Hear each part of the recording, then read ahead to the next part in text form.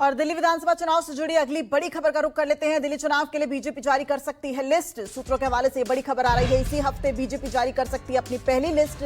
चूंकि इसी हफ्ते बीजेपी की सीईसी की बैठक हो सकती है और सूत्रों के हवाले से ये खबर सामने आ रही है, कुछ पूर्व सांसदों को टिकट दे सकती है बीजेपी। यानी कि जिन सांसदों को लोकसभा चुनाव में टिकट नहीं मिला उनसे विधानसभा चुनाव लड़वाया जा सकता है, जिसमें परवेश साहिब सिंह वर्मा जो है वो चुनाव लड़ सकते हैं, जो कि दिल्ली के पूर्व मुख्यमंत्री साहिब सिंह वर्मा के बेटे हैं और पश्चिमी दिल्ली से सांसद भी रहे हैं। अरविंद केजरीवाल के खिलाफ चुनाव लड़ सकते हैं परवेश वर्मा, यानी नई दिल्ली सीट से परवेश वर्मा चुनाव लड़ सकते हैं। वहीं बीजेपी जेडीयू और एलजेपी-आर को भी टिकट देगी, ये भी सूत्रों के हवाले से बड़ी खबर सामने आ रही है।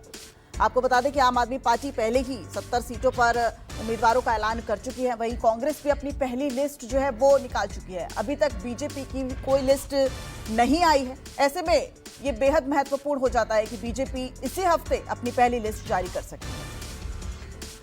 और इस बड़ी खबर पर बने हुए इस वक्त हमारे साथ हमारे वरिष्ठ सहयोगी कुमार गौरव जुड़ गए हैं। कुमार गौरव, किस तरीके से इसको देखा जाए और जो पहली लिस्ट है उसको आने में इतनी देरी क्यों लग रही है बीजेपी की? देखिए, बिल्कुल भले ही दिल्ली की वर्तमान सरकार यानी आम आदमी पार्टी ने अपने उम्मीदवारों की सूची जारी कर दी है, लेकिन बीजेपी चूंकि एक लंबे समय से सत्ता में नहीं है, इसलिए पूरे रिसर्च पूरी तैयारी के साथ बेहतर उम्मीदवारों को तय करने के बाद ही अपने नाम का ऐलान करेगी। और पूरी संभावना है कि इसी हफ्ते में पहली सूची जो कि 30-35 उम्मीदवारों की होगी दिल्ली की, वो जारी की जाएगी। सीईसी की बैठक जो है इसी हफ्ते होगी।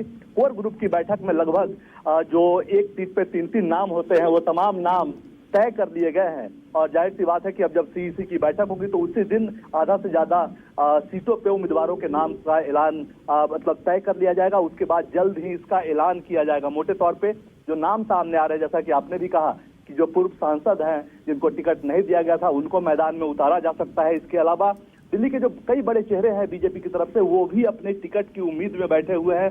जैसे कि दिल्ली बीजेपी अध्यक्ष वीरेंद्र सचदेवा कस्तूरबा नगर या विश्वास नगर से टिकट चाहते हैं। कैलाश गहलोत जो कि नजफगढ़ से सांसद है, आम आदमी पार्टी छोड़कर हाल में ही बीजेपी में शामिल हुए हैं, वो बिजवासन से चुनाव लड़ना चाहते हैं, लेकिन बीजेपी चाहती है कि वो नजफगढ़ सीट से ही चुनाव लड़े। रमेश बिधूरी कालका सीट से चुनाव लड़ना चाहते हैं, पर उनको पार्टी तुगलकाबाद से चुनाव लड़ाने पर विचार कर रही है। इसके अलावा पूर्व सांसद मीनाक्षी लेखी जीके से चुनाव मैदान में उतरना चाहती है। पूर्व सीएम मदन लाल खुराना के बेटे हरीश खुराना मोती नगर सीट से टिकट की रेस में है और इस बार वो रेस में है, चूंकि कई बार अक्सर ये देखा गया हर विधानसभा चुनाव में कि वो रेस से बाहर होते हैं, जबकि पारिवारिक बैकग्राउंड उनका काफी मजबूत है।